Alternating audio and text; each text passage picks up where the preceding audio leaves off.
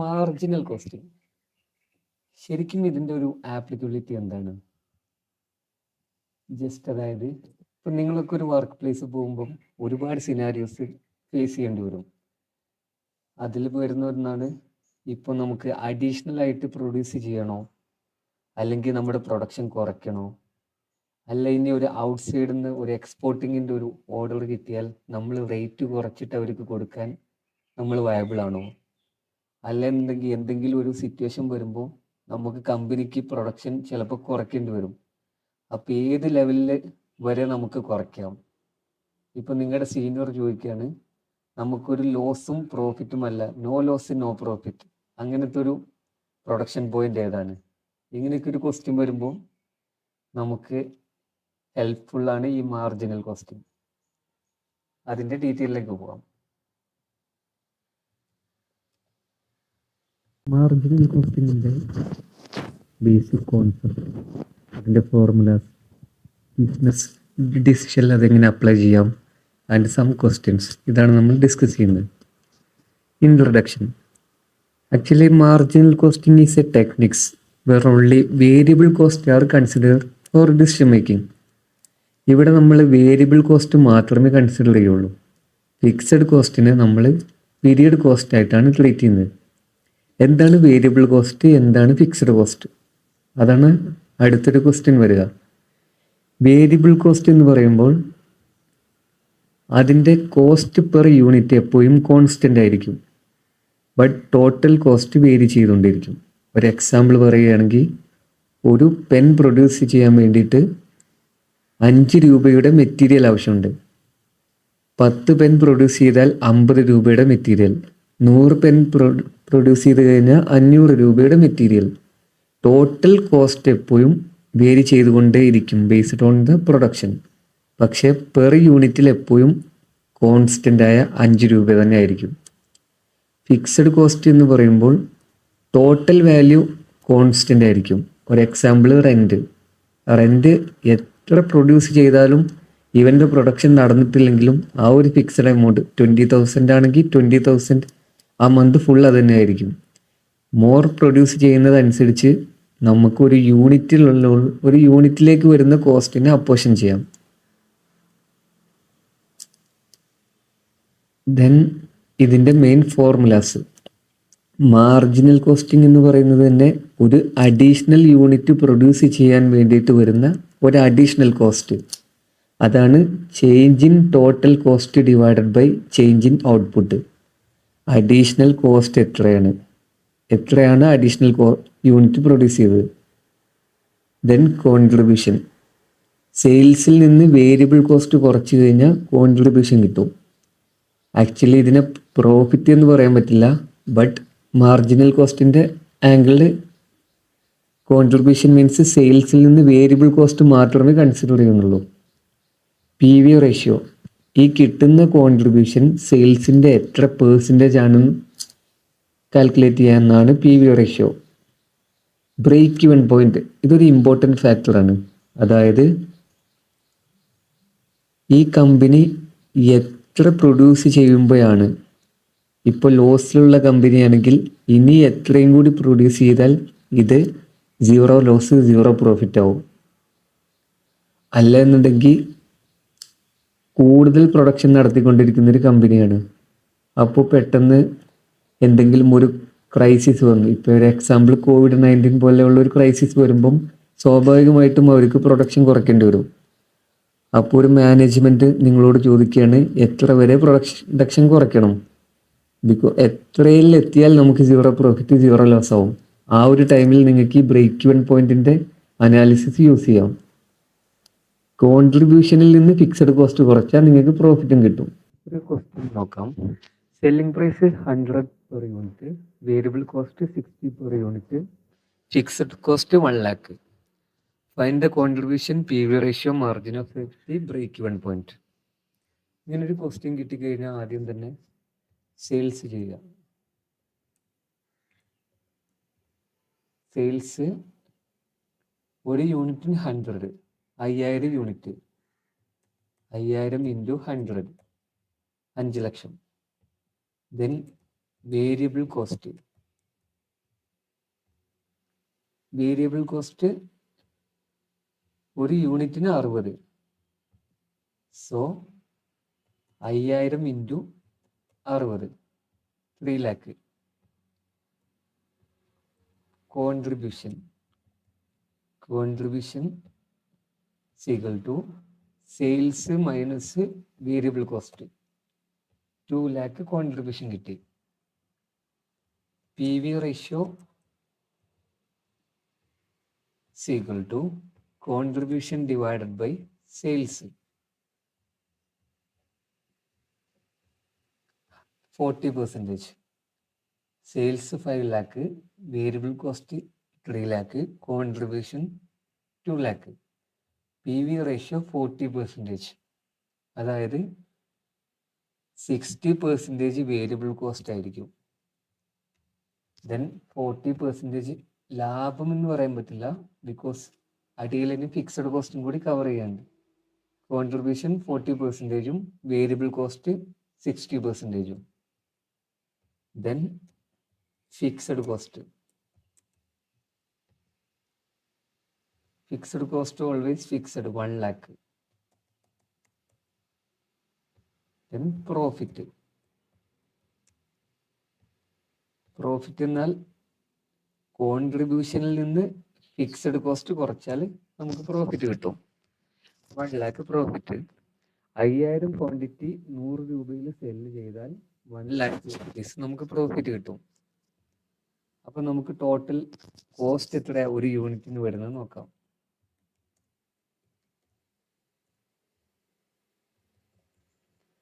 Cost per unit, variable cost എന്നാൽ variable cost plus fixed cost. Fixed cost divided by number of unit.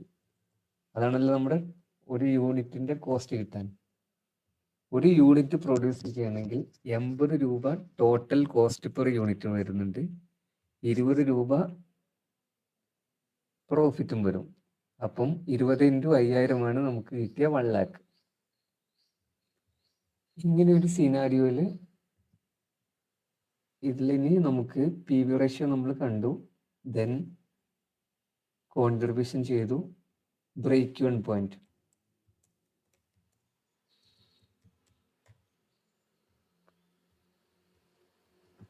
ഈ sales എത്രയിൽ എത്തിയാലാണ് നമുക്ക് ഇവിടെ 0 ആവുക? No profit, no loss. ഇപ്പോൾ എന്തെങ്കിലും കമ്പനി എക്സ്പാൻഷൻ പ്ലാൻ ഉള്ളതുകൊണ്ട് കമ്പനിക്ക് മേ ബി പ്രൊഡക്ഷൻ കുറയ്ക്കണം. അപ്പോൾ ഏതുവരെ കുറയ്ക്കാമെന്ന് നിങ്ങളോട് ചോദിച്ചാൽ നിങ്ങൾക്കത് ഫൈൻഡ് ചെയ്യാനാണ് break even point. No loss, no profit. അതിൻ്റെ ഇക്വേഷൻ ഇവിടെ നിങ്ങൾക്ക് സ്ലൈഡിലുണ്ട്.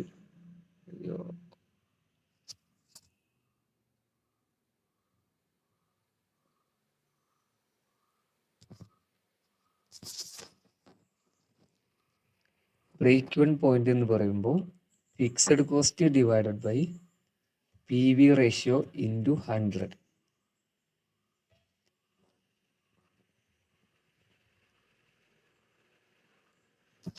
$2.5 ലക്ഷം രൂപയുടെ സെയിൽസ് വാല്യൂ ആയാൽ, ഇനി ഇതിന്റെ നമ്പർ ഓഫ് യൂണിറ്റ് എത്രയാണ് വേണ്ടതെങ്കിൽ ഫസ്റ്റ് നമ്മൾ കോൺട്രിബ്യൂഷൻ പെർ യൂണിറ്റ് കണ്ടുപിടിക്കണം.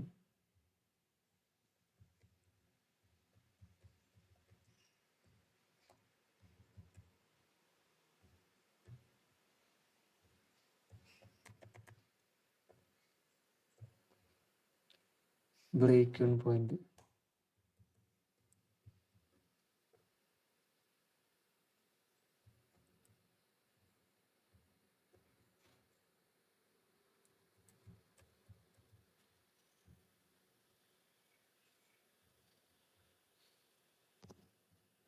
Equal to fixed cost divided by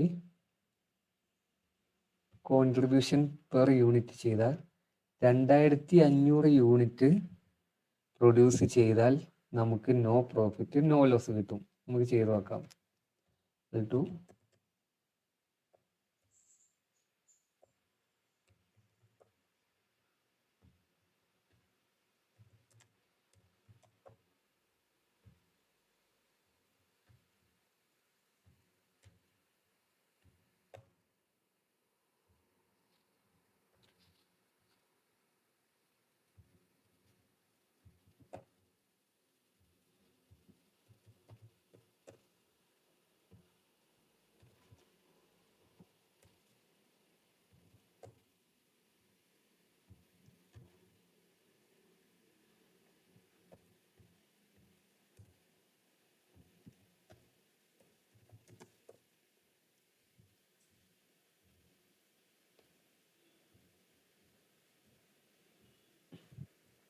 അതായത്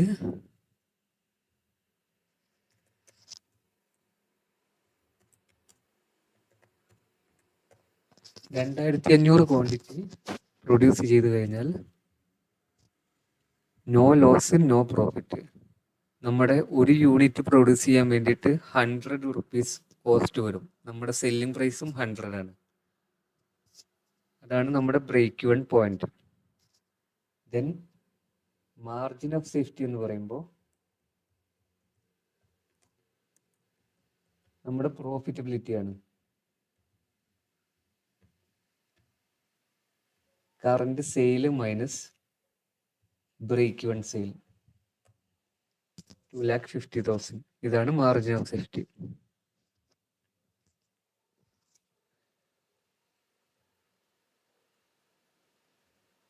ഇനി ഇതിലൊരു പ്രാക്ടിക്കൽ ക്വസ്റ്റ്യൻ വരികയാണെങ്കിൽ,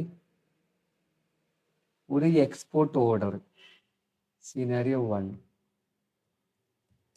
ഒരു എക്സ്പോർട്ട് ഓർഡർ കമ്പനിക്ക് വന്നു. എക്സ്പോർട്ട് സെല്ലിംഗ് പ്രൈസ് 75 റുപ്പീസ് ആണ്. 4,000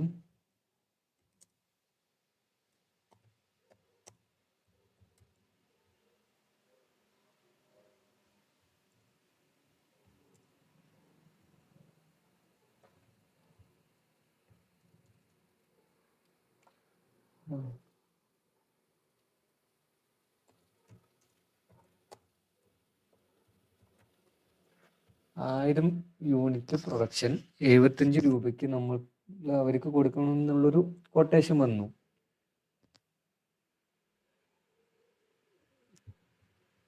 ഇത് വെച്ചിട്ട് ഒരു കോമൺ ആളുകളാണെങ്കിൽ നമ്മൾ നോക്കും, കോസ്റ്റ് പെർ യൂണിറ്റ് ഒരെണ്ണം പ്രൊഡ്യൂസ് ചെയ്യാൻ 80 രൂപയുണ്ട്. അപ്പോൾ 75 രൂപയ്ക്ക് നമുക്ക് എക്സ്പോർട്ട് ഓർഡർ കൊടുക്കുന്നത് നഷ്ടമാണ് എന്നാണ് കോമൺലി ചിന്തിക്കുക. പക്ഷെ അവിടെയാണ് നമ്മുടെ മാർജിനൽ കോസ്റ്റിങ്ങിന്റെ ഒരു ആപ്ലിക്കബിലിറ്റി.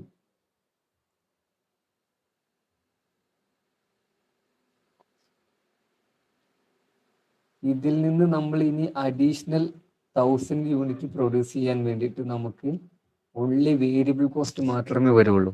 ബിക്കോസ് ഫിക്സഡ് കോസ്റ്റ് ഇവിടെ കവറായി. സോ നമുക്ക് 60 റുപ്പീസിന്റെ വേരിയബിൾ കോസ്റ്റ് മാത്രമേ ഒരു പ്രൊഡക്ഷൻ കോസ്റ്റ് ആയിട്ട് വരുള്ളൂ. സോ ബാക്കിയുള്ള 15 റുപ്പീസ് നമുക്ക് പ്രോഫിറ്റ് ആണ്. 15 ഇൻറ്റു 1000 15,000 രൂപ നമുക്ക് ആക്ച്വലി അഡീഷണൽ പ്രോഫിറ്റ് ആണ്. ഇതാണ് മാർജിനൽ കോസ്റ്റിംഗ്. ജസ്റ്റ് അതൊന്ന് ചെയ്ത് നോക്കാം.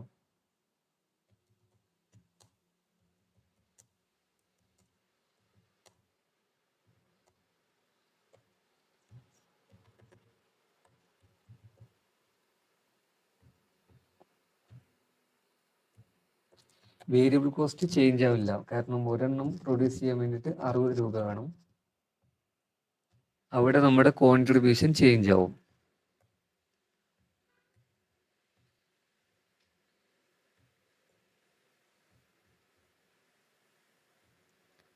കോൺട്രിബ്യൂഷൻ കുറഞ്ഞു, 20% ആയി.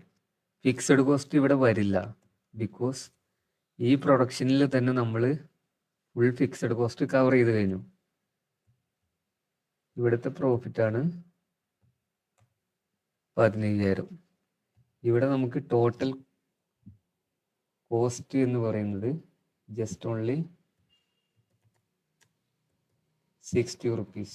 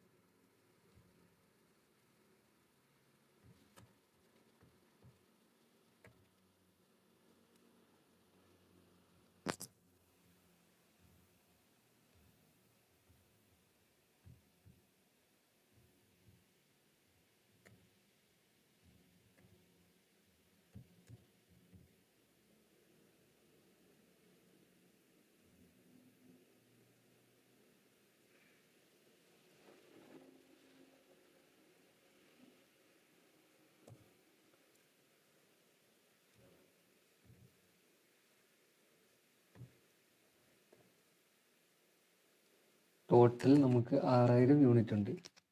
77 rupees.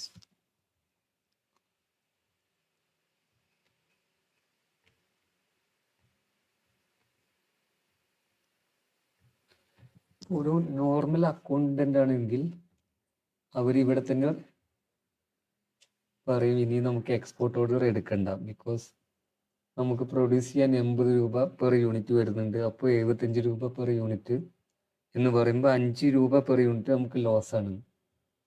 ഒരു അഡ്വാൻസ്ഡ് ആളാണെങ്കിൽ അവർ ഡെഫിനറ്റ്ലി അത് അക്സെപ്റ്റ് ചെയ്യും, ബിക്കോസ് 15000 രൂപ നമുക്ക് അഡീഷണൽ പ്രോഫിറ്റ് ആണ്. 1,15,000 ടോട്ടൽ പ്രോഫിറ്റ് കിട്ടും. ഇതാണ് മാർജിനൽ കോസ്റ്റിങ്ങിൻ്റെ ഒരു പ്രാക്ടിക്കബിലിറ്റി.